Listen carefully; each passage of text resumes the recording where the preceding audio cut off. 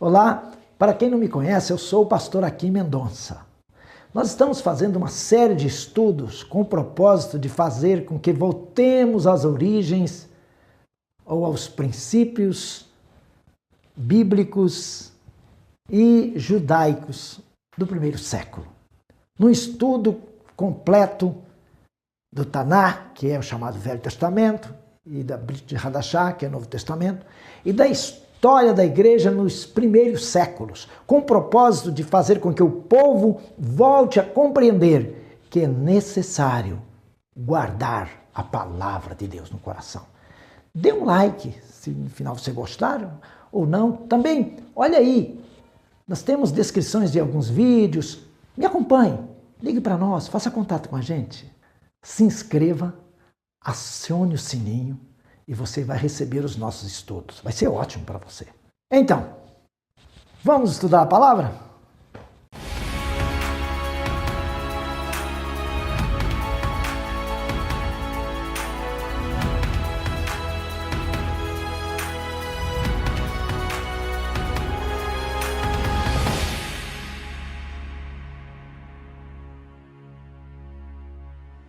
Shalom Aleichem. Que bom estar com você de novo aqui. Hoje nós vamos continuar falando da Idade Média. Claro que eu não estou dando aqui um estudo profundo, uma aula muito profunda sobre a Idade Média, porque, claro que eu gostaria aqui muitas horas para falar tudo o que aconteceu na Idade Média. Nós estamos pontuando alguma coisa. Mas antes disso, vamos voltar à palavra, né? Aqui no livro de Juízes, capítulo 2, versículo 8, está escrito assim: Faleceu, porém, Josué, filho de Num, servo do Eterno, da idade de 110 anos, e sepultaram-no no termo da sua herdade em Timnat-Heres, no monte de Efraim, para o norte do monte de Gaás.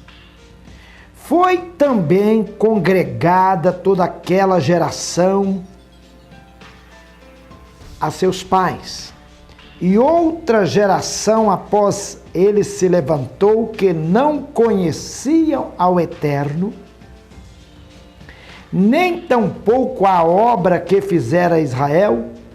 Então fizeram os filhos de Israel o que parecia mal aos olhos de Adonai, do Eterno, e serviram a Baalins. Meus amigos, isto aconteceu quando Israel estava já na terra prometida. Josué foi o que atravessou com o povo o Rio do Jordão. E Josué foi um homem muito usado pelo Eterno. E ele trouxe a glória de Deus. A glória do Eterno se manifestou na terra de Israel nos dias de Josué. Eu costumo dizer que o tempo que Israel ficou no ponto mais alto da história do povo hebreu foi nos dias de Josué. Não foi nos dias de Salomão. Salomão foi o apogeu, muita glória, muito dinheiro, muito poder, muito reconhecimento mundial do império, do governo, o reinado de Salomão. Entretanto, espiritualmente, foi nos dias de Josué que Israel esteve como nação num ponto mais alto. Morreu Josué e morreu aquela geração.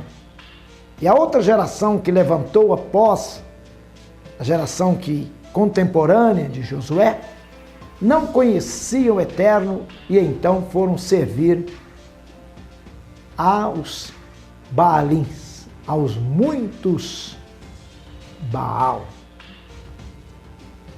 aos muitos ídolos, aos demônios.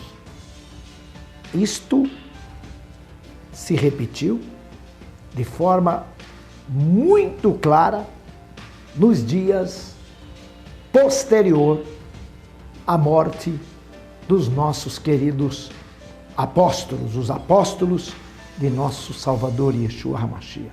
Morreu Yeshua, morreram os apóstolos, e a geração futura da igreja foi fazer exatamente o que fizeram os judeus antes deles nos dias posteriores ao tempo de Josué.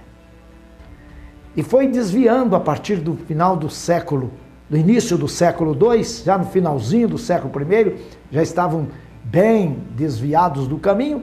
No início do século II, eles começaram a ensinar contra tudo que vinha de Israel, e quando se ensina contra Israel, está ensinando contra o Taná. O que é o Taná, pastor aqui? Taná é o que as pessoas chamam, né, nós chamamos de Velho Testamento, erradamente. Não é Velho Testamento. Então, quem levanta contra Israel, quem é contra o que Israel ensina, é contra o que a Bíblia diz. Então, desviando-se assim no século II, século III, século IV, no século IV, né, a igreja se tornou oficial, já tendo apostatado, servindo aos demônios, aos ídolos gregos e romanos, e misturando a adoração, coisa que já tinha acontecido antes. Porque quando Israel foi servir aos ídolos, eles não serviam só aos ídolos, não. Eles serviam aos ídolos e serviam ao Eterno também.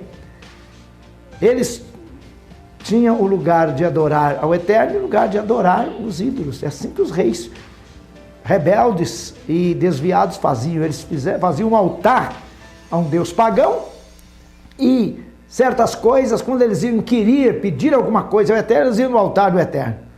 E quando eles queriam fazer uma festa bem com orgia e adorar os demônios, eles iam no outro altar.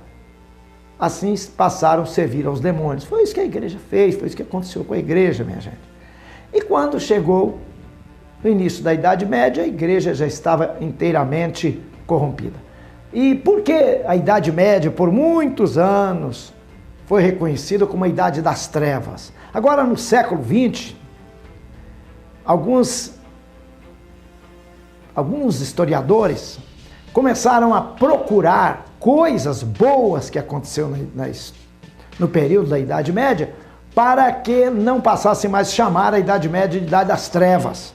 Por que a Idade Média é chamada de Idade das Trevas? Porque foi um período de muita coisa ruim. Muita coisa ruim. Olha, houve a regressão humana na Idade Média. A Idade Média ela é estabelecida a partir do ano 460 até o ano 1460. São 1000 anos. São 1000 anos de despovoamento. 1000 anos de regressão humana. 1000 anos de doenças tenebrosas. 1000 anos de guerras intermináveis. 1000 anos de pestes terríveis. Foi na Idade Média que aconteceu a chamada e famosa peste negra, que matou milhões de pessoas. E olha o que aconteceu no período que ocorreu a peste negra. Os inimigos dos judeus acusavam os judeus, dizendo o seguinte: vocês são culpados desta peste. Muitos judeus foram perseguidos, mortos, tiveram suas casas queimadas, sinagogas queimadas, porque eram atribuído a eles a culpa. Era dito que eles eram culpados da peste negra. E diziam assim: eles são tão culpados que eles nem são atingidos por esta peste. Mas quando você vai estudar a história, você vê o seguinte: o Eterno, desde os tempos de Moisés, ensinou ao povo hebreu a limpeza, coisa que Abraão já ensinava, que Isaac já ensinava, que Jacó ensinava os seus filhos. Agora Moisés pôs isso como lei, ordenando a limpeza. O judeu era obrigado a tomar banho. Então Deus tinha que fazer muito milagre no deserto para ter água para aquele povo tomar banho. Por isso que a passagem pelo deserto foi um milagre mesmo. Tinha água para aqueles 3 milhões de pessoas lá poder tomar banho. Deus fazia aparecer água não é só um dia, não. Quando Miriam morreu é que a água fugiu, está escrito, né? Morreu Miriam e não tinha água. Então Moisés foi orar para Deus dar água. Tanto é que dentro da cultura judaica há quem diz o seguinte, que Miriam era um instrumento de Deus para Israel ter água. Lá antes da peste negra, antes de tantas coisas, no ano 600, foi dito que o culto deveria ser feito em latim, coisa que durou até pouco tempo. Por que o culto deveria ser em latim? Eles não contentaram só de pôr a doutrina, não contentaram só de passar a ideia de que a língua grega que era mais importante do que qualquer outra coisa. Também eles pegaram a língua latina e colocaram-na como a língua sagrada.